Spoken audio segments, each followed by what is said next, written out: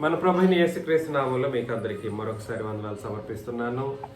ఇవాళ శాపగ్రస్తులు ఎవరు అనే ఆ సబ్జెక్ట్లో పార్ట్ 2 భాగం పెండింగ్లో ఉంది. అది మనం ఇవాళ ఆలోచన చేస్తాం. శాపగ్రస్తులు ఎవరు? గత వారం ఎవరెవరని ఆలోచన చేసామండి. శాపగ్రస్తులు ఎవరు అని అంటే, అపోస్తలులు మేము ప్రకటింపని మరి ఒక సువార్తను మేమైనా లేదా ఇంకెవడైనా ఉపదేశకుడు లేదంటే పరలోకంలో నుండి వచ్చిన దేవదూత వచ్చి చెప్పిన వాడేమైపోతాడు? అపోస్తలులు ప్రకటించని సువార్తను ప్రకటించేవాడైనా ఆ సువార్తను వినేవాళ్ళైనా ఏమైపోతారు అని అంటే శాపగ్రస్తులు అవుతారు. రెండవది ఏమిటి? ప్రభువును ప్రేమించుకుంటే వాడేమైపోతాడు? శాపగ్రస్తుడు అవుతాడు. ప్రభువును ప్రేమించకపోవడం అంటే ఎలా సాధ్యం? అది సంఘాన్ని ప్రేమించకపోతే, సంఘాన్ని ప్రేమించిన ప్రతి ఒక్కరు కూడా ఏమైపోతారు?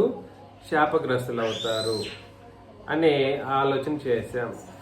మూడవ ముఖ్యమైన విషయాన్ని ఆలోచన చేశాం. అదేమిటి అంటే ఏమిటండి? ధర్మశాస్త్రం ప్రకారం శాపం వస్తుంది. అవసరమైతే ఆ శాపం నాకే రాని గాని నా దేహ సంబంధులు ఏమైపోవాలి?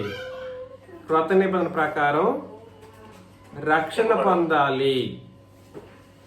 అంటే క్రొత్త నిబంధన రక్షణ పొందని వాళ్ళకి ఏముందని అర్థం? శాపం ఉంది. ఈ విషయాలను మనం గత వారం ఆలోచన చేశాం. అవునా? ఇంకోటి ఉందా? 3 పాయింట్లు ఆలోచన చేసింది. 4వ పాయింట్ ఇవాళ మనం దానికి అడిషనల్గా ఆలోచన చేసేసి వెళతాం. గలతీ పత్రిక 3వ అధ్యాయం. గలతీ పత్రిక 3వ అధ్యాయం 10 నుండి 14 వచనాలను మనం చదువుతాం. ధర్మశాస్త్రం విధించిన క్రియలకు సంబంధులందరూ శాపమునకు లోనై ఉన్నారు. ధర్మశాస్త్రం అంటే ఏ నిబంధన? ధర్మశాస్త్రమే నిబంధన, పాత నిబంధన. ధర్మశాస్త్రం విధించిన క్రియలకు సంబంధులందరూ దేనికి లోనై ఉన్నారంటండి? శాపమునకు లోనై ఉన్నారు. కాబట్టి ధర్మశాస్త్రంలో చెప్పిన వాటిని క్రియారూపం దాల్చడానికి వాళ్ళు చాలా మంది ఏ కీర్తనల గ్రంథంలో వచనాలను, లేదా ఏ సామెతల గ్రంథంలో వచనాలను, లేదా ఇతరత్ర వచనాలను చదివేసి క్రియారూపం చేయడానికి ప్రయత్నం చేస్తూ ఉంటారు. అది బాగానే ఉన్నట్టుగానే అనిపిస్తూ ఉంటుంది. కానీ ధర్మశాస్త్రం విధించిన క్రియలకు సంబంధాలు అందరూ ఏమైపోతారు? శాపగ్రస్తులు అయిపోతారు. అదేమిటి?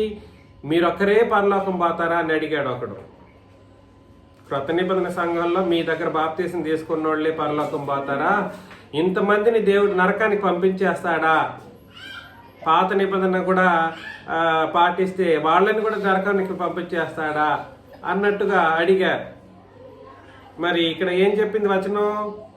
ఎందరు అన్నాడు? ఎందరండి? ధర్మశాస్త్రము విధించిన క్రియలకు సంబంధించిన వాళ్ళందరూ శాపమునకు. అది ఎందుకనగా ధర్మశాస్త్ర గ్రంథమందు రాయబడిన విధులన్నీ చేయుట యందు నిలకడగా ఉండని ప్రతి వాడును శాపగ్రస్తుడు అని వ్రాయబడి ఉన్నది. కాబట్టి ధర్మశాస్త్రాన్ని జరిగిస్తే అందులో 2 ముఖ్యమైనటువంటి సంగతులను జరిగించాలి. ఎలా జరిగించాలి? ధర్మశాస్త్రాన్ని ఎలా జరిగించాలి? 2 సంగతులు అక్కడ చెప్పాడు. ధర్మశాస్త్ర గ్రంథమందు రాయబడిన విధులన్నీ చేయాలి. రెండవది, విధులన్నిటితో పాటు ఎలా చేయాలి? నిలకడగా చేయాలి. 2 ముఖ్యమైన మాటలు అక్కడ మనం గుర్తించాలి. ధర్మశాస్త్రాన్ని ఇవాళ పాటించాలనుకుంటే జరిగిస్తే అన్నీ జరిగించాలి. నాకు కొన్ని వచనాలు సరిపోతుంది, ఒక సబ్జెక్ట్కి వచనం సరిపోతుంది అన్నట్లుగా పాత నిబంధనలు తోచిన వచనాన్ని ఎన్నుకునే పద్ధతి క్రొత్త నిబంధన చట్టం కాదు, క్రొత్త నిబంధన చట్ట పద్ధతి కాదు. కాబట్టి జరిగిస్తే ధర్మశాస్త్రాన్ని ఎలా జరిగించాలి? విధులన్నీ జరిగించాలి. అది ఎలా జరిగించాలి? నిలకడగా జరిగించాలి, స్థిరముగా జరిగించాలి. ఇవాళ మొత్తం జరిగించి రేపొద్దున ఒక 4 వదిలేశారనుకోండి, అది నిలకడైనటువంటి పద్ధతి ఇవాళ క్రీస్తు సంఘం అని చెప్పుకుని అబద్ధపు క్రీస్తు సంఘాల్లో పాత నిబంధనల లేఖనాలని వాళ్ళకు తోచినట్లుగా ఉపయోగిస్తుంటారు. విధులన్నీ అనే మాటను గాలికి వదిలేశారు. ఇవాళ కొన్ని వచనాలు చెబితే రేపు కొన్ని వచనాలు పాత నిబంధనలోని కలుపుకుంటూ కూడా సరే ఉపదేశాలు చేసి మనుషులని ఏం చేస్తున్నారు ఇవాళ అని అంటే శాపగ్రస్తులునిగా చేస్తూ ఉన్నారు. కాబట్టి ధర్మశాస్త్రం చేత ఎవడునూ దేవుని ఎదుట నీతిమంతుడని తీర్చబడను సంగతి స్పష్టం. దేని చేత? ధర్మశాస్త్రము చేత ఎవడును దేవుని చేత దేవుని ఎదుట నీతిమంతుడిగా తీర్చబడడు అని అంటే ఇంకా దానికి మించిన ఆలోచన ఏమైనా ఉంటుందా? లేదు, ఇట్లా కూడా చేయొచ్చు అని దానికి అవకాశం ఏమన్నా ఉందా? అందులో బడడు అని చెప్పిన తర్వాత స్పష్టం అని కూడా చెప్పాడు. మరలా ఇంకే ఎట్లా చెప్పాలి నేను? కాబట్టి 2 నిబంధనలను కనీసం ధర్మశాస్త్రాన్ని పాటిస్తేనే నీతిమంతుడిగా తీర్చబడకపోతే క్రొత్త నిబంధన పాత నిబంధన రెండింటినీ కలిపి నీతిమంతులుగా చేయటానికైన ప్రయత్నం చేసే ఒక విషయంలో మనిషి సఫలుడవుతాడా, శాపగ్రస్తుడవుతాడా? రెండింటిని కలిపి అసలు ధర్మశాస్త్రాన్ని బట్టి మనిషి ఏం కాలేడు, నీతిమంతుడు కాలేడు. ఏమవుతాడు? శాపగ్రస్తుడు అవుతాడు. ధర్మశాస్త్రాన్ని విధులన్నింటినీ నిలకడగా జరిగించిన నీతిమంతుడిగా తీర్చబడడం అనేది అసాధ్యం.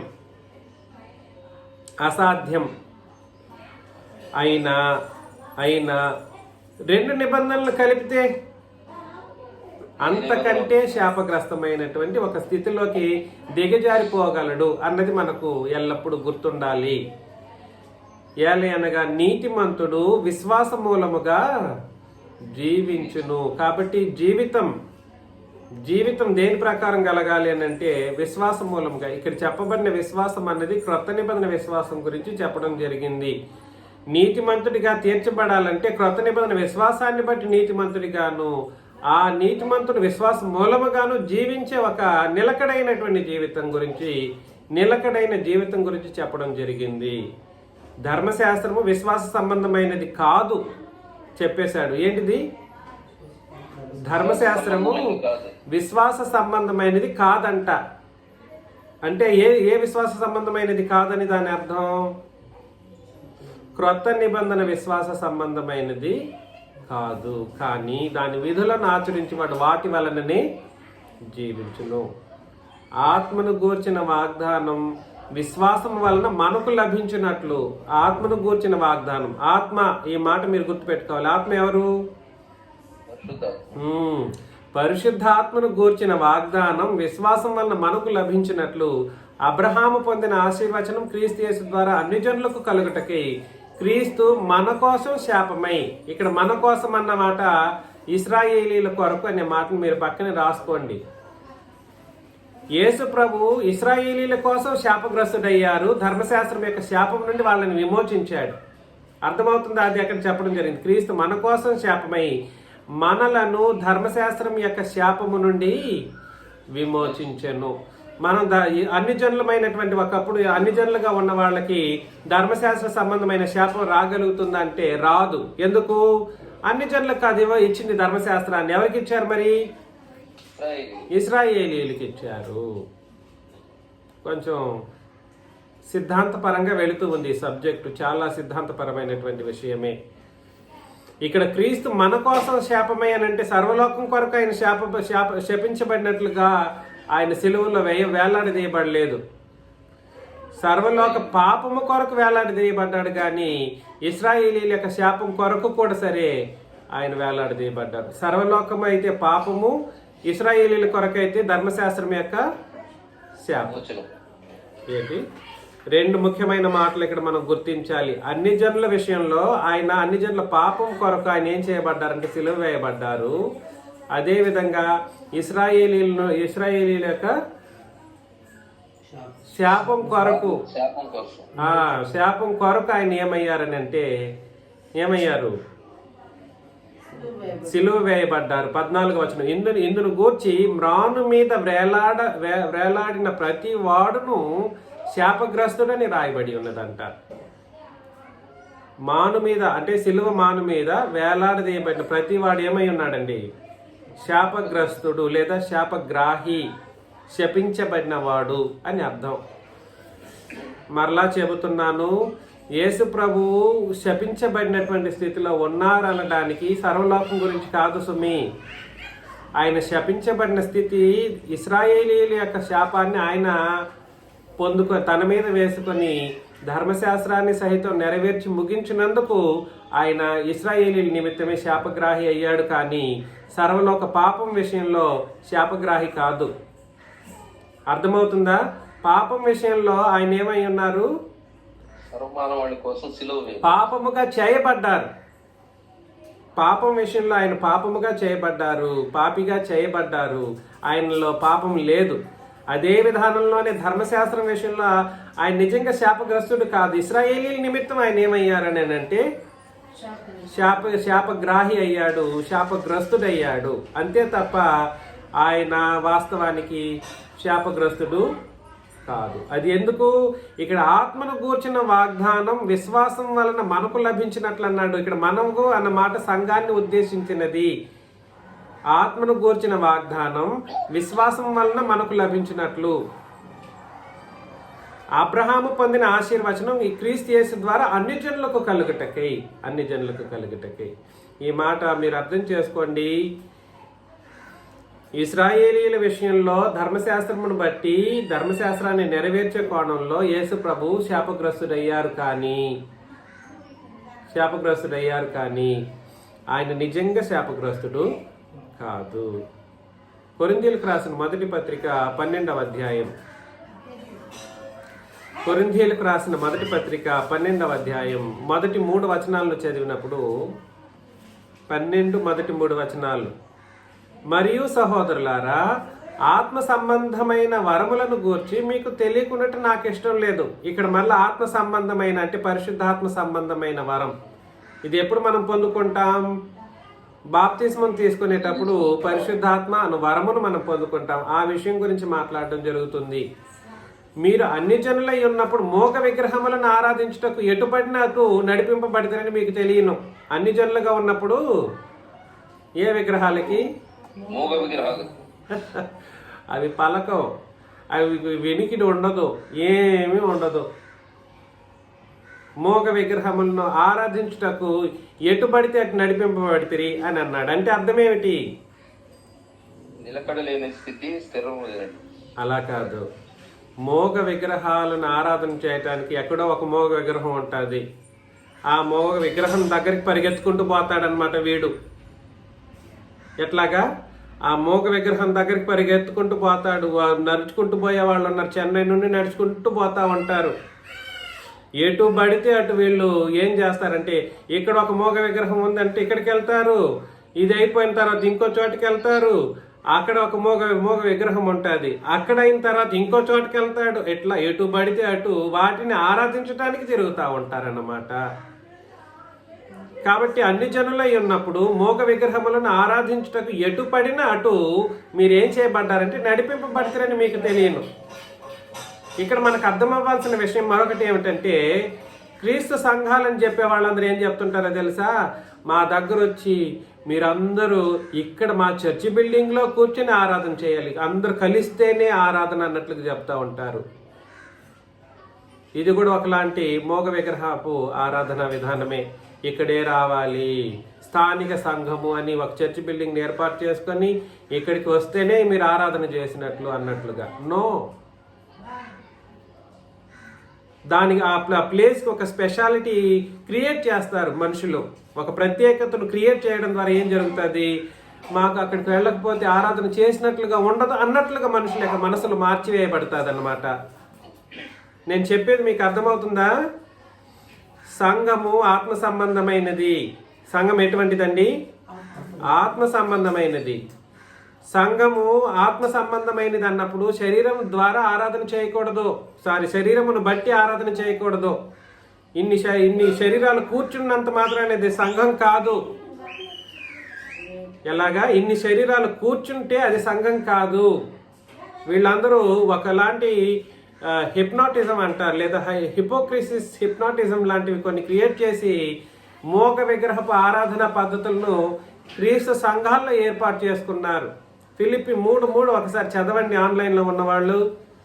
ఫిలిప్పి 3:3 ఆరాధన అనే ఒక విషయాన్ని ఎలా చేయాలి, ఎవరి ద్వారా చేయాలో చెప్పేస్తున్నాడు. ఫిలిప్పి 3:3 ఎందుకనగా శరీరమును ఆస్పాదం చేసుకొనక. దేన్ని ఆస్పాదం చేసుకోకూడదు? శరీరాన్ని ఆస్పాదం చేసుకోకూడదు. ఇక్కడ ఎంతమంది వస్తారండి మా దగ్గర? 300 మందికి పైబడి వస్తారండి సంఘానికి అంటా ఉంటారు. అది కాదురా బాబు. It is not the number that you should ever count. నేను చెప్పేది మీకు అర్థమవుతుంది కదండి. శరీరమును ఆస్పాదం చేసుకొనక దేవుని ఆత్మ వలన ఏం చేయాలి? కాబట్టి ఎవరి వలన ఆరాధన చేయాలో తెలియదు నేటి ప్రజలకు. ఎవరి వలన ఆరాధన చేయాలి? అందుకనే ఇప్పుడు పాట పాడాం కదా, ఆరాధించదము దేవుని ఆత్మతో. ఎంత వాక్యం ఏం చెప్పిందో అలాగే క్రొత్త నిబంధన చట్టం ప్రకారం దేవుని ఆత్మతో ఆరాధించదము అని అంటున్నాం. అని పాట కూడా పాడాము ఇప్పుడు. కాబట్టి ఇవాళ క్రొత్త నిబంధన ఆరాధన ఎవరి వలన ఆరాధన చేయాలి? దేవుని యొక్క ఆత్మ వలన లేదా పరిశుద్ధాత్మ వలన ఆరాధన చేయాలి. ఈ పరిశుద్ధాత్మ వలన ఆరాధన చేసేటప్పుడు భౌతిక పరమైనటువంటి స్థితిగతులన్నిటిని ఏం చేసేయాలి? దూరం పెట్టాలి. లేకపోతే ఇటు పడితే అటు పడితే అటు మూగ విగ్రహాలను ఆరాధన చేయటానికి వెళ్ళినటువంటి ప్రజలతో సమానమైపోయేటువంటి ప్రమాదంలో కూరుకుపోతారు. మరలా ఇక్కడికి వచ్చేద్దాం. కొరింథీయులకు రాసిన మొదటి పత్రిక 12వ అధ్యాయం 3వ వచనం. ఇందుచేత దేవుని ఆత్మ వలన మాట్లాడువాడెవడును యేసు శాపగ్రస్తుడని చెప్పడనియు. ఇక్కడ అండర్లైన్ చేసుకోవాలి. దేవుని ఆత్మ వలన మాట్లాడువాడెవడును యేసు శాపగ్రస్తుడని చెప్పడనియు, పరిశుద్ధాత్మ వలన తప్ప ఎవడును యేసుని ప్రభువని చెప్పడనియు నేను మీకు తెలియజేయుచున్నాను అన్నాడు.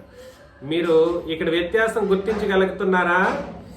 ఎవరైతే క్రొత్త నిబంధన ప్రకారం ఎవరైతే పరిశుద్ధాత్మను పొందుకున్నారో వాళ్ళు ఎప్పుడు కూడా సరే యేసు ప్రభుని ఏమని చూడరు? శాపగ్రస్తుడిగా చూడకూడదు. క్రొత్త నిబంధనలో యేసు ప్రభు శాపగ్రస్తుడు కాదు. అది యేసు ప్రభు శాపగ్రాహి. దేన్ని బట్టి? అది వ్యత్యాసం మీరు గుర్తిస్తున్నారా? పరిశుద్ధాత్ముడిని బట్టి అయితే క్రొత్త నిబంధన ప్రకారం అయితే యేసు ప్రభు శాపగ్రస్తుడని చెప్పడానికి వీలే లేదు. పరిశుద్ధాత్మ వలన తప్ప ఎవడును యేసు ప్రభువని చెప్పలేడు. పరిశుద్ధాత్మ వలన తప్ప యేసును ప్రభువని చెప్పడం అంటే అర్థం ఏమిటి అని అంటే, యేసును ప్రభువని చెప్పడం అంటే అర్థం ఏమిటి? ప్రభువని అంగీకరించే ఒక విశ్వాసపు మాట అన్నమాట. యేసుని ప్రభువని అంగీకరించేటువంటి ఒక విశ్వాసపు మాట. దీన్ని ఎప్పుడు అంగీకరించే ఒక కార్యక్రమం జరుగుతుందంటే ఇది కూడా బాప్తిస్మంలోనే జరుగుతుంది. అందుకని ఇవాళ మనం ఏం ఆలోచన చేస్తున్నామని అంటే, యేసు ప్రభు విషయంలో ఎవరైనా సరైన అవగాహన లేని వాళ్ళు ఉంటే వాళ్ళు ఏమైపోతారనంటే శాపగ్రస్తులైపోతారు. వాస్తవానికి ప్రభు అయిన క్రీస్తు యేసు ధర్మశాస్త్రమును బట్టి ఇశ్రాయేలీల కొరకు శాపగ్రస్తుడిగా చెప్పబడినప్పటికీ క్రొత్త నిబంధన ప్రకారం అయితే పరిశుద్ధాత్మ వలనైతే ఆయన ఏం కాలేడు? శాపగ్రస్తుడు కాడు. శాపగ్రస్తుడని చెప్పడానికి కూడా వీల్లేదు. ఆయన పరిశుద్ధాత్మ వలన తప్ప ఆయన ప్రభువని ఎవడు చెప్పలేడు కూడా అని అంటే ఆయన అంగీకరించినటువంటి వాళ్ళు క్రొత్త నిబంధన ప్రకారం ప్రభువని చెప్పాల్సిన పరిస్థితి ఉంది, ఒప్పుకోవాల్సిన పరిస్థితి ఉంది. అర్థమవుతుందా? హెబ్రీయులకు రాసిన పత్రికలో 6వ అధ్యాయం 4 నుండి 8 వచనాలు చదివినప్పుడు, హెబ్రీయులకు రాసిన పత్రిక 6వ అధ్యాయం 4 నుండి 8 వచనాలను చదివితే, ఒకసారి వెలిగింపబడి పరలోక సంబంధమైన వరమును రుచి చూచి, ఒకసారి వెలిగింపబడి పరలోక సంబంధమైన వరమును రుచి చూచి పరిశుద్ధాత్మలో పాలివారై. ఎప్పుడు పరిశుద్ధాత్మలో పాలివారు అవుతారు ఒక మనిషి? అదండి, బాప్తిసం తీసుకున్నప్పుడు మనకు పరిశుద్ధాత్మలో పాలివారు మనం అవుతాం. దేవుని దివ్య వాక్యమును రాబో యుగ సంబంధమైన శక్తుల ప్రభావమును అనుభవించిన తర్వాత తప్పిపోయిన వారు.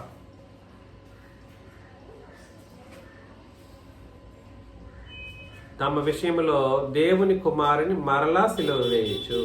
ఎలాగా? క్రీస్తును మరలా సిలువ వేయడం అంటే అర్థం ఏమిటి?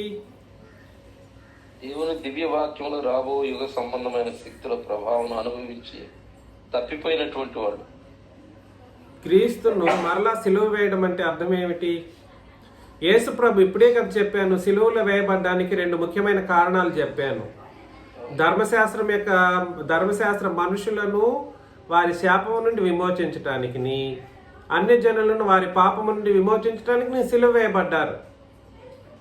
ఎలాగా? అన్ని జనుల పాపము నుండి ధర్మశాస్త్రం, ఇశ్రాయేలీనేమో ధర్మశాస్త్ర శాపము నుండి విమోచించటానికి, అన్ని జనులనేమో వారి పాపము నుండి విమోచించటానికి ఆయన సిలువ వేయబడ్డారు. సిలువ వేయబడ్డం అనేది ఆ కార్యక్రమం జరిగింది. కానీ మరలా సిలువ వేయడం అంటే అర్థం ఏమిటి? యేసు ప్రభువుని మరలా ధర్మశాస్త్రం వైపు తిరగడం. దేని వైపు తిరగడం? మరలా పాత నిబంధన వైపు, నేను నీతిగా బ్రతకగలను అనే ఒక ఆలోచన విధానంతో దాని వైపు తిరగడం కావచ్చు. లేదనంటే ఇంక క్రీస్తు నాకు వద్దు, నేను పాపంలోనే బ్రతుకుతానని క్రీస్తుని విడిచిపెట్టే కోణంలో వెనకడుగు వేసిన వాళ్ళు క్రీస్తుని ఏం చేసిన వాళ్ళు అవుతారు? మరలా సిలువ వేసిన వాళ్ళు అవుతారు. ఎందుకంటే వాళ్ళ పాపం కొరకు ఆయన ఏమయ్యారు? సిలువ వేయబడ్డారు. ఇశ్రాయేలీల ధర్మశాస్త్రం ప్రకారం ఆయన ఏం చేయబడ్డారు? శాపగ్రస్తుడై సిలువ వేయబడ్డారు. కాబట్టి మరలా సిలువ వేయడం అంటే అర్థం ఏమిటి? మరలా ధర్మశాస్త్రం వైపు నీతిని వెతుక్కుంటూ ఆ బోధనలు వినటం. 2, ఇంకా క్రీస్తు వద్దు, తండ్రి వద్దు అని పాపములోనే ఉండడానికి ఇష్టపడే వాళ్ళు క్రీస్తును మరలా బాహాటముగా ఆయనను అవమానపరిచే వాళ్ళుగా ఉన్నారు. కనుక మారు మనసు పొందునట్లు అట్టి వారిని మరలా నూతన పరచుట అసాధ్యం. ఇది శాపగ్రస్తుల యొక్క ముఖ్యమైనటువంటి స్టేటస్ అన్నమాట. శపించబడిన వాళ్ళ యొక్క స్టేటస్ అది. అర్థమవుతుంది నేను చెప్పేది?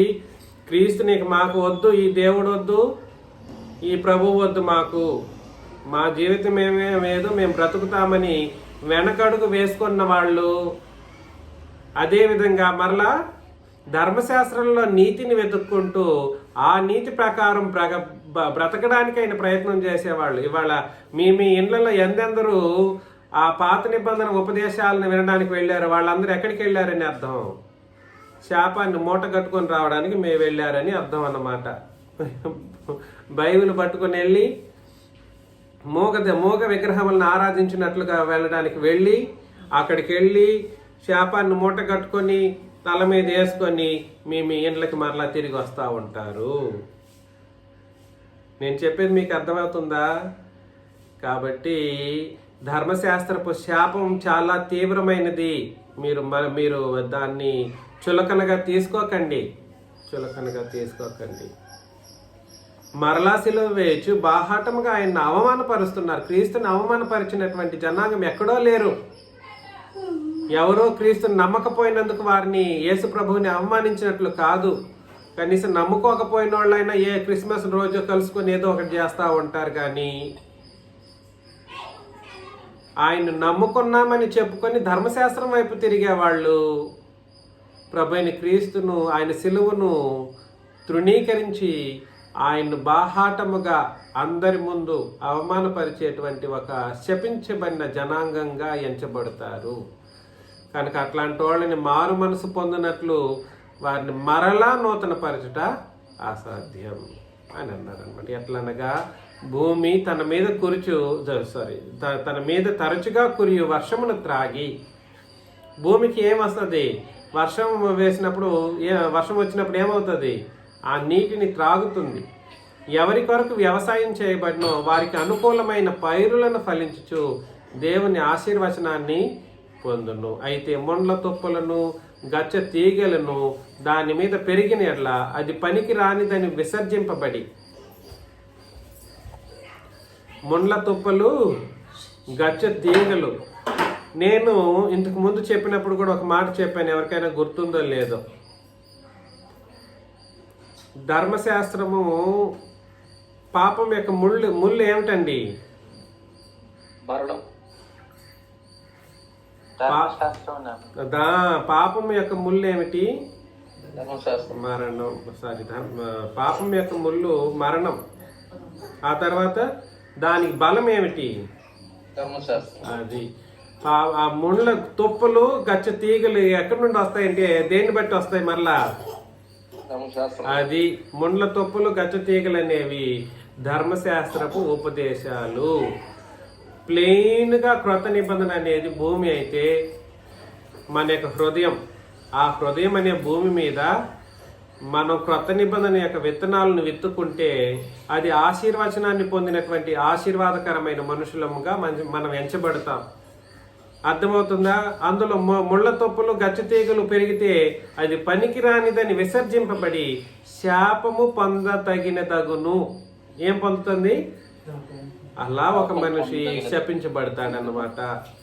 తుదక అది ఏం చేయబడతాదండి? ముళ్ళ తొప్పులు గచ్చ తీగలు ఏం చేయబడతాయి? శపించబడి కాల్చివేయబడుతుంది. అవసరమా?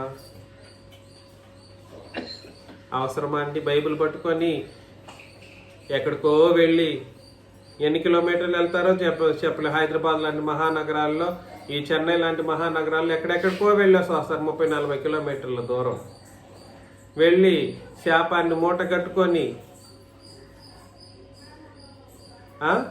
ఎక్కడికి లాస్ట్కి వాళ్ళు ఎక్కడ వెళ్ళగొట్టబడతారు? కాల్చివేయబడుటకు పంపబడతారు. అంటే నరకంలో పడతారని అర్థం అన్నమాట. మీ నీతికి ఒకటే కారణంగా ఉండాలి, అది కేవలం క్రొత్త నిబంధన అయితేనే మనం నీతిమంతులుగా ఎంచబడడానికి అవకాశం ఉంది. మరలా ధర్మశాస్త్రం వైపు కానీ లేదు. ఇక్కడ మరలా సిలువ వేయటం అనే మాట కేవలం పాపుల విషయంలో ఎలా అర్థం చేసుకోవాలని అంటే, మరలా పాపం చేసే వాళ్ళ గురించి కాదు చెప్పడం ఇక్కడ.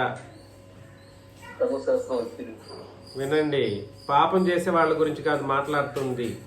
యేసుక్రీస్తు మాకు వద్దనుకొని పాపంలో కలిసిపోయేవాళ్ళు, ఇంకెప్పుడు వాళ్ళు క్రీస్తు మాకు వద్దు అనుకున్న వాళ్ళు ఎవరైతే ఉంటారో వాళ్ళ గురించి మరలా పాపం విషయంలో యేసు ప్రభుని మరలా వాళ్ళు ఏం చేసిన వాళ్ళు అవుతారు? సిలువ వేసిన వాళ్ళు అవుతారు. కేవలం పాపం చేస్తేనే సిలువ వేసినట్లు కాదు. నేను చెప్పింది మీకు అర్థమవుతుందండి? మరలా యేసు ప్రభుని సిలువ వేయటానికి 2 కారణాలు. ఒకటి, మరలా ధర్మశాస్త్రం వైపు తిరిగితే వాళ్ళు క్రీస్తుని ఏం చేసిన వాళ్ళు అవుతారు? సిలువ వేసిన వాళ్ళు అవుతారు. 2, పాపం చేస్తే సిలువ వేసిన వాళ్ళు కాదు, కానీ ప్రభుని క్రీస్తును వద్దనుకొని ఆయన వద్దనుకొని పాపంలో కూరుకుపోయే వాళ్ళు ఎవరైతే ఉంటారో, పాపంతో మేము మా ఇష్ట ప్రకారం మేము బ్రతుకుతాం, నేను వదిలేసుకుంటారు చూడండి, వాళ్ళు ఏం చేసిన వాళ్ళు అవుతారంటే క్రీస్తుని మరలా సిలువ వేసిన వాళ్ళుగా, వాళ్ళు బాహాటముగా ఆయన అవమానపరిచిన వాళ్ళుగా, వాళ్ళు మారు మనసు పొందేటట్లుగా మరలా నూతన పరిచయ విషయంలో అసాధ్యమైనటువంటి ఒక మనుషులుగా మార్చేయబడతారన్నమాట. ఆ స్టేటస్ని ఏమంటారంటే శపించబడినటువంటి స్టేటస్. వాళ్ళ ముగింపు తీవ్రతరంగా కాల్చివేయబడేటువంటి నరకమే. అర్థమవుతుందని నేను చెప్పింది? వాళ్ళ ముగింపు ఎక్కడుంటది? యుగ యుగాలు కాలుతూనే ఉండే ఒక నరక స్థితిలోకి వాళ్ళు వెళ్ళిపోతారన్నమాట. నేను చెప్పే ఈ విషయాలను మీరు దయచేసి పెడచెవిన పెట్టకండి. ఇందులో మీ బిడ్డలు ఉన్నారేమో, ఇందులో మీ అన్నదమ్ముళ్ళు ఉన్నారేమో, ఇందులో మీ అక్క చెల్లెండ్రు ఉన్నారేమో, ఇందులో మీ మనవరాళ్ళు ఉన్నారేమో,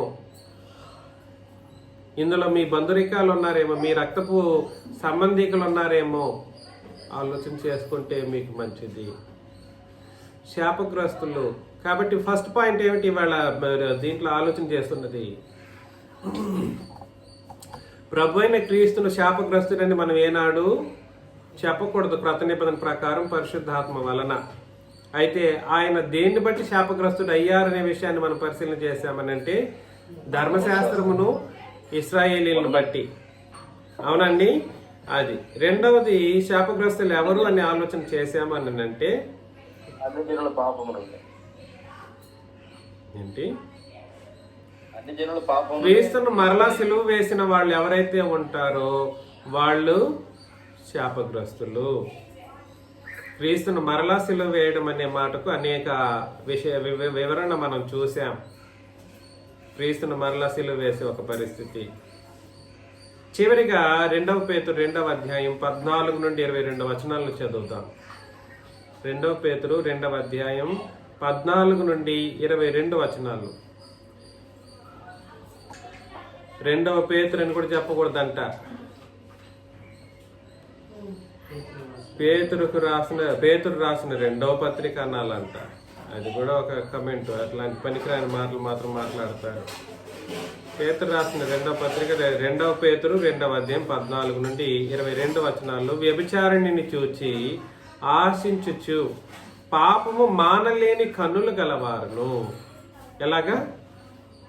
వ్యభిచారిణిని చూచి ఆశించుచు పాపము మానలేని కన్నులు గలవారును, అస్థిరులైన వారి మనసులను మరలు కొల్పుచు లోభిత్వమందు సాధకము చేయబడిన హృదయము గలవారును శాపగ్రస్తులనయ్యుండి అని అన్నాడు అన్నమాట.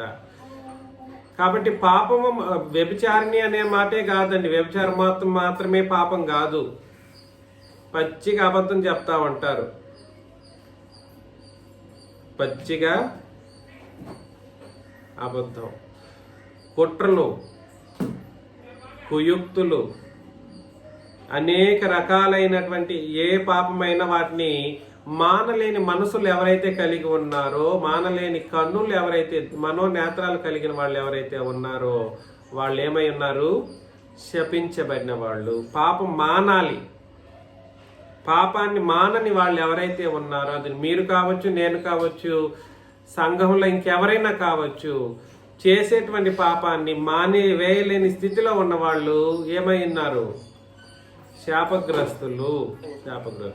2, సంఘంలో అస్థిరులైన వాళ్ళు ఉంటారు, అప్పుడప్పుడే చేర్చబడిన వాళ్ళు, లేదా విశ్వాసంలో కొంచెం వీక్గా ఉన్నవాళ్ళు, బలహీనులు ఉంటారు. వారి మనసులని మరలు కొల్పుతూ ఉంటారు కొంతమంది బ్యాక్గ్రౌండ్లో. అర్థమవుతుందా? అస్థిరులైన వారి మనసులను మరలు కొల్పుచు లోభిత్వమందు సాధకం చేయబడిన హృదయములు గలవారు. ఎవరి మనసులనైనా చెరిపే వాళ్ళు ఉంటే వాళ్ళ గురించి మాట్లాడడం జరిగింది. చెరిపిన వాళ్ళ గురించి కాదు, చెరపబడిన వాళ్ళ మనసుల గురించి కాదు ఇక్కడ మాట్లాడుతుంది. చెరిపేటోళ్ళకి కారణమైన వాళ్ళు, చెడిపోవడానికి, ఇతరులు పరిశుద్ధత నుండి తొలగించబడ్డానికి కారణమైన వాళ్ళు ఏమై ఉంటారు? వాళ్ళు అది వాళ్ళంతవరకు బాగానే ఉంటారు. వాళ్ళ మనసులను ప్రేరేపించి అనవసరంగా అబద్ధాలు, లేదా వాళ్ళని గొప్ప చేసి గొప్పగా మాట్లాడి, లేదంటే వాళ్ళ మనసులను చెరిపి వాళ్ళని మరులు కొల్పి వాళ్ళని లోభిత్వమందు సాధకం చేసేటువంటి పరిస్థితుల్లో ఎవరైతే ఉంటారో వాళ్ళు ఏమై ఉంటారు? శాపగ్రస్తులనై ఉండి తిన్నని మార్గమును విడిచి బెయోరు కుమారుడైన బిలాము పోయిన మార్గమును బట్టి త్రోవ తప్పిపోయిరి అని అన్నాడు అన్నమాట. ఎవరైతే, ఇది బోధకుల గురించి మాట్లాడడం జరిగింది. తిన్నని మార్గమును విడిచి బెయోరు కుమారుడైన బిలాము పోయిన మార్గమును బట్టి త్రోవ తప్పిపోయిరి. ఇక్కడ ప్రత్యేకించి ఉపదేశకులకి అయినప్పటికీ సంఘాల్లో అట్లాంటి వాళ్ళు ఎవరైనా తప్పుడు ఉపదేశాలు చేసుకుంటూ వెనకాల నుండి మాట్లాడే వాళ్ళ గురించి కూడా ఇక్కడ మాట్లాడడం జరిగింది. బిలాము యొక్క పరిస్థితి పాత నిబంధనలో మీరు ఎప్పుడైనా తర్వాత సంఖ్యాకాండం 22వ అధ్యాయంలో చదువుకోవచ్చు. నేను ప్రత్యేకించి చెప్పట్లేదు. సంఖ్యాకాండం 22వ అధ్యాయంలో మీరు తర్వాత చదువుకోండి. ఏమిటి అతను చేసిన తప్పు అనేది అక్కడ చెప్పలేదు, ఇక్కడ చెప్పాడు. ఏమిటి అతను చేసిన తప్పు అన్నది అక్కడ 16వ వచనంలో చెప్పేశాడు. ఆ బిలాము దుర్నీతి వలన కలుగు బహుమానమును ప్రేమించెను. దేని వలన కలుగు బహుమానము? దుర్నీతి వలన కలుగు బహుమానం. ఉపదేశకుడు అన్నవాడు దుర్నీతి వలన ఏదైనా లాభం కోసం ప్రాకులాట పడ్డాడు అనుకోండి. ఇప్పుడు నేనున్నాను మీ ఉపదేశకుడిని, బిలాములాగా నేను ప్రవర్తిస్తే నేనేమైపోతాను? శాపగ్రస్తుడిని. ఇందులో ఎటువంటి ఏమంది మినహాయింపు లేదు. నేను ప్రీచర్ని కదా, మీకు క్రొత్త నిబంధన ఎంతవరకు చెప్పాను కదా, మిమ్మల్ని ఎంతగా నడిపిస్తున్నాను కదా అనే కోణంలో ఆలోచన చేయటానికి కూడా లేదు. ఒకవేళ నేనైనా దుర్నీతి వలన బహుమానాన్ని ప్రేమించి బిలాములాగా ప్రవర్తించాను అనుకోండి, నేనేమైపోతానంటే శాపగ్రస్తుని అయిపోతాను. అయితే తాను చేసిన అతిక్రమం నిమిత్తము అతడు గద్దింపబడును. ఎట్లనగా నోరు లేని గార్ధవము మానవ స్వరముతో మాట్లాడి ఆ ప్రవక్త యొక్క వెర్రితనమును అడ్డగించెను. వీరు అంటే అబద్ధ బోధకులు. అక్కడ రాసుకోవచ్చు. వీరు అని అంటే ఎవరంటే అబద్ధ బోధకులు. వీరు నీళ్లు లేని బావులను, పెనుగాలికి కొట్టుకొని పోవు మేఘములనై ఉన్నారు. మిమ్మల్ని ఉపదేశం చేసేటప్పుడు నీళ్లు లేని బావులుగా నేను ఉండి ఉపదేశం నాకేమీ తెలియకుండా మీకు ఉపదేశం చేశాను అనుకోండి. నీళ్లు లేని బావులు అంటే అర్థం ఏమిటి? నాకేమీ తెలియదు, సంగతులు తెలియకుండా మీకు ఉపదేశం చేశాను అనుకోండి, అది వ్యర్థమైనటువంటి ఒక కార్యక్రమం. పెనుగాలికి కొట్టుకొని పోవు మేఘాలుగా ఉంటారంట. వీరి కొరకు గాఢాంధకారము భద్రం చేయబడి ఉన్నది. ప్రత్యేకించి మీలో ఉపదేశం చేసేవాళ్ళు ఎవరైనా కూడా సరే తెలియకుండా ఉపదేశం చేయటానికి ప్రయత్నించినా, లేదా నేనైనా తెలియకుండా ఉపదేశం చేసే ప్రయత్నాలు చేసినా, అది ఎక్కడెళ్ళి ముగిస్తుంది? గాఢాంధకారము. అంటే అది కూడా నరకప్రాయమైనటువంటి స్థితి. అనగా అది కూడా ఎటువంటి స్థితి? శపించబడినటువంటి స్థితి. వీరు వ్యర్థమైన డంబపు మాటలు పలుకుచు తామే శరీర సంబంధమైన దురాశలు గలవారై తప్పు మార్గమందు నడుచు వారిలో నుండి అప్పుడే తప్పించుకున్న వారిని పోకిరి చేష్టల చేత మరలు కొల్పుచున్నారు అని అన్నాడు అన్నమాట. కాబట్టి ఈ విషయం మీరు చాలా జాగ్రత్తగా ఆలోచన చేయాలి. ఉపదేశం చేసే విషయంలో లేదా ఉపదేశకులు అనబడినటువంటి వారు అత్యంత సీరియస్నెస్గా ఉపదేశాలు చేయాలి. తొందరపాటు కలిగి ఇష్టారాజ్య ఉపదేశాలు చేస్తే అప్పుడే బాప్తిసం చేసుకున్న వాళ్ళని దేని వైపు నడిపిస్తారు? పోకిరి చేష్టల వైపును, దురాశల వైపును, తప్పు మార్గం వైపును ప్రేరేపిస్తారన్నమాట. తామే భ్రష్టత్వములకు దాసులయ్యుండియు అట్టి వారికి స్వాతంత్ర్యం ఇత్తుమని చెప్పుదురు. ఒకడు దేని వలన జయింపబడినో దానికి దాసుడగును కదా అని అన్నాడు. ఇక్కడ దేని వలన అనే మాట ఎట్లా అర్థం చేసుకోవాలి? పాపం. బాప్తిసం తీసుకుంటున్నప్పుడు మనమందరం ఏం చేస్తున్నామంటే పాపాన్ని జయించిన వాళ్ళం అవుతాం. అర్థమవుతుందా? ఇలాంటి తప్పుడు బోధలు విన్నారనుకోండి, నీళ్లు లేని బావుల బోధలు, ఆ తర్వాత పెనుగాలికి కొట్టుకొని పోయేటువంటి మేఘపు ఉపదేశాలు లాంటివి చేస్తూ గాలి కొట్టుకొని పోయే ఉపదేశాలు చేస్తే ఏమవుతారు? భద్రం చేయం. భ్రష్టత్వానికి దాసులై, దేనికి దాసులై? భ్రష్టత్వానికి దాసులై స్వాతంత్రం ఇత్తుమని చెప్పినటువంటి పరిస్థితుల్లో వీళ్ళు కూడా పాపాన్ని జయించిన తర్వాత మళ్ళీ దానికి ఏమైపోతారని అంటే దాసులైపోతారు. కాబట్టి సరైన ఉపదేశాన్ని మాత్రమే మీరు ఎన్నుకోవాలి. సరైన ఉపదేశాన్ని వింటేనే మీరు మరలా పాపమునకు దాసులు కాకుండా ఉంటారు. దేని చేత జయింపబడుతుందో దానికి ఏమైపోకూడదు? మనమందరం దాసులం కాకూడదు. ఆ దాసులం అవ్వడానికైనటువంటి పరిస్థితి ఎలా సాధ్యమవుతుంది? జయించేసే బాప్తిస్మంలో మరలా దాని వైపు ఎట్లా తిరుగుతారని అంటే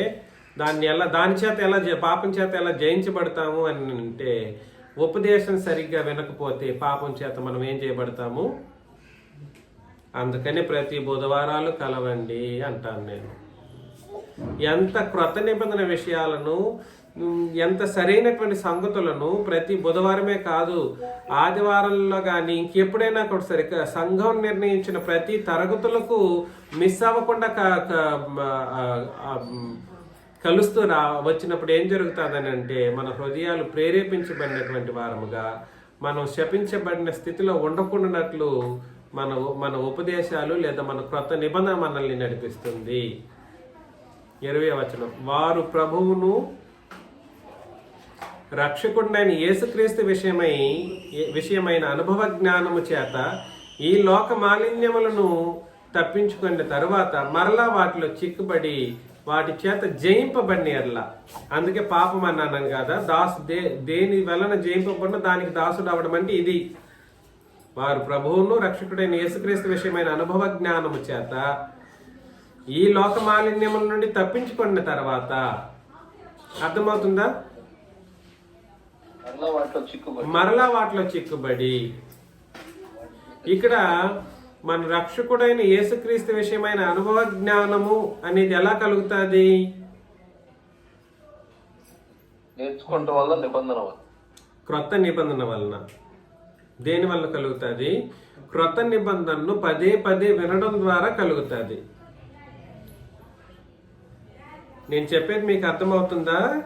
క్రీస్తును గూర్చిన అనుభవ జ్ఞానం ఎలా వస్తుంది మనకు? క్రొత్త నిబంధనలో ఆయన దైవత్వపు స్థితిగతులను, ఆయన మహోన్నతమైనటువంటి పవిత్రమైన స్థితిగతులను మనకు రాయబడి ఉన్నప్పుడు, ఆ బోధలను మనం వింటూ ఉన్నప్పుడు, పదే పదే వింటూ ఉన్నప్పుడు ఆయన్ను గూర్చినటువంటి అనుభవ జ్ఞానం మనకు కలుగుతుంది. అలా లోక మాలిన్యముల నుండి తప్పించుకున్న తర్వాత మరలా వాటిలో చిక్కుబడిన ఎడల, లోక మాలిన్యంలో చిక్కుబడిన ఎడల ఏమవుతారు? వాటి చేత జయింపబడిన ఎడల వారి కడవరి స్థితి మొదటి స్థితి కంటే మరీ చెడ్డదగును. దీనికి కారణం ఏమై ఉంటుంది అంటారు? 2 కారణాలు. ఒకటి, క్రీస్తు విషయమైన అనుభవ జ్ఞానాన్ని పదే పదే వినకపోవడం ద్వారా మరలా వీళ్ళ మనసులు తేలికైపోతుంది. ఏమవుతుంది? తేలికైపోతుంది.